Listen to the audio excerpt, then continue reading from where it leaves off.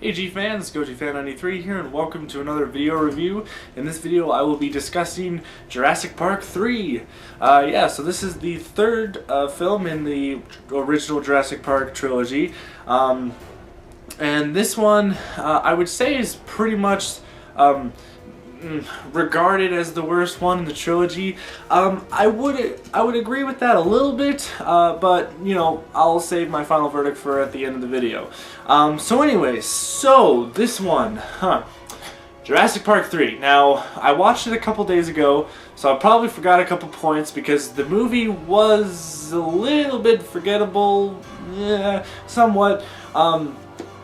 The difference with this film, instead of Jeff Goldblum being the main character, now we have the original main character from the first one. So he's back, and pretty much, I'm going to try to summarize the plot really quickly here for you guys. Basically, at the beginning of the film, there are these people who are like, I forgot what that whole thing's called, but when, you know, you're parasailing or something like that, maybe? I don't remember what it's called.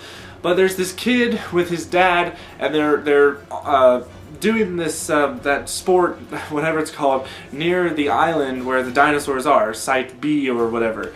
And they're not supposed to be there. So what ends up happening is obviously, yeah, they get stranded on the island, and the dad, I guess, is dead, and the kid goes missing. So his parents, which actually that guy was his stepfather, because then we see that his mother and his real father, they were divorced. Her mother, you know, got married to that guy, and now she's back with her ex-husband to find their son because they found out that they were missing. So what they decide to do is they decide to pretend that they are like these entrepreneur people, that they have like this enterprise, and that they're like these big shot people. So they get they contact the guy from the, I don't remember his name, sadly, I'm sorry.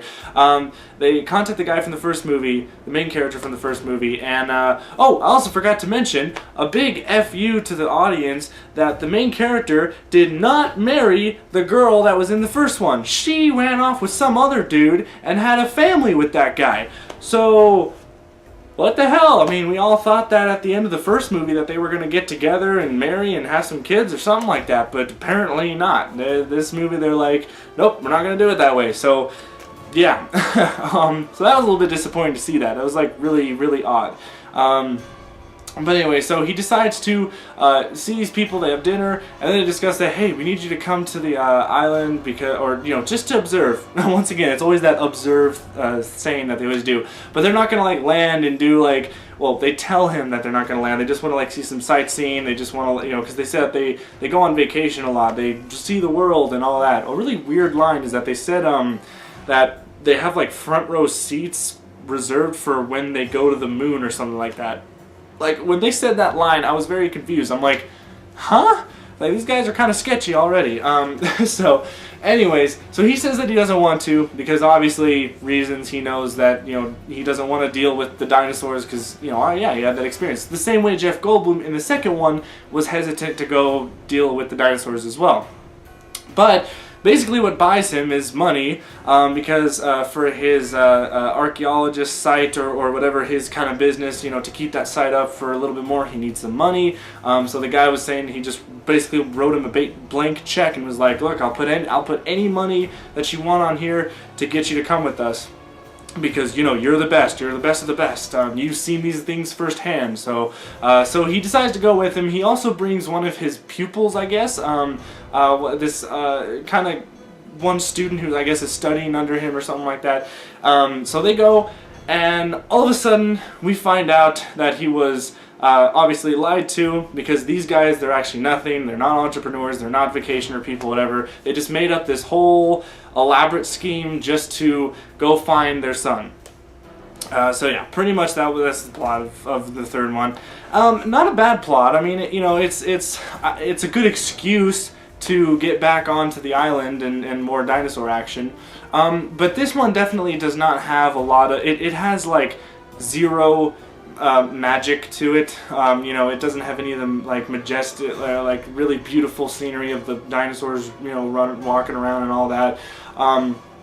This one's like a straight up action film, and you know, it's not really necessarily a bad thing, but it kind of takes away of what the first film was. It's kind of more aligned with the second film was, of just kind of wanting to make more money with this franchise, and you know, not really having a lot of passion to it. And this one, the third one, wasn't directed by Spielberg, so yeah, they had like a completely different director for it.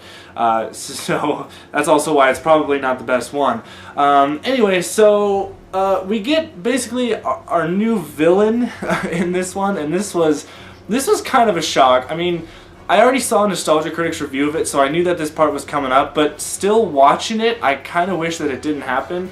But we have this new dinosaur that's basically replacing the T-Rex, because the T-Rex was the main, I guess you would say, villain or opponent to the main characters, the main antagonist, in the first two films. But this one, he's now replaced by, I don't remember what this dinosaur is, what the name is for his species or whatever, but he kills the T-Rex in like nothing. I mean, they have a duel for like a second, and then he just snaps his neck. I mean, he snaps a T-Rex's neck. What? That just blew my mind when he did that. So yeah, but you know, I'm not gonna say that he wasn't like this. This dinosaur was pretty cool though. I think a lot of people give him a lot of bad rap because he killed the T-Rex, but I liked him though. I think he was a cool dinosaur. I really didn't have a problem with him. So yeah, so you know, we get all these action scenes and stuff. The music is they play more of the main theme in this one than they did with the second one, so there's a lot of familiarity with it when it comes to the music in this. The special effects, they're kind of the same of what they were with the second one. They're not as good CGI, but they still use a lot of good puppets, a lot of good animatronics. I'm really glad that they still used that. I believe this movie came out in 2001, and a lot of action films at the time were using CGI more, but I'm glad that they still used a lot of animatronics. It made it still seem authentic, and I really like that. But once again, the animatronics weren't as good as the first one. I don't know why. It's just the budget, they're probably running out. I don't know. So anyways, but you know, the movie, it's not that bad of a movie. I think once again, when you watch Nostalgia Critic's review, because I know that he probably is one of the most popular reviews of the Jurassic Park movies, he really tears this movie to shreds. But he also says that this film was not. It doesn't take itself seriously, and I feel like that's a really good observation of the movie, is to go into this movie and not look at it as you know, taking it as serious, because it's not. I don't think you're supposed to come into this movie thinking that, you know, oh, they're gonna make it as good as the first one. Definitely don't take this movie seriously. It's a straight up action film. It's not anything special. It's kind of generic, but you know, I mean, it's fun. I enjoyed it. I did. It was just entertaining, you know, and I had to turn my brain off basically, you know, for it. But pretty much after watching all the Jurassic Park movies, now I'm a little bit excited to see, you know, Jurassic World, the new Jurassic Park movie that's coming out next year. But you know, but after watching all these films, I'm still not a huge fan per se. I enjoyed the films, but I'm not now a diehard Jurassic Park fan. I'm still not really, you know, into it. Like I said, am I gonna see the new movie in theaters? I don't know. Maybe. You know, if I got someone to take it to, or you know, if I got someone to go with, or whatever. But at the moment right now, I don't really want to, or I don't really think I will. But you know, I still enjoyed watching all the Jurassic Park movies. The first one really was definitely the most memorable one. The other two are just straight up like action films. They're not really anything special. But if you turn your brain off and you just go into it thinking of it as a fun, family friend, well, it's not really family friendly, but I mean, it kind of does have that family element to it for kids. You know, going into it thinking like just entertainment-wise action movie, then it's fine with dinosaurs in it. So not really one of the worst films I've ever seen. By far, it's not. It's just, you know, it's just an alright film. It's just an action movie, and it's, you know, with not a lot of meat to it. But that's pretty much it. I don't really have a lot to talk about with this movie, because it just kind of, you know, now they're like really scraping the bottom of the barrel here. But yeah, so hopefully the new Jurassic Park movie is a little bit more meaty. You know, hopefully it has more of the elements of the first one, and it kind of, you know, takes away, or you know, it doesn't keep the things that the other two did.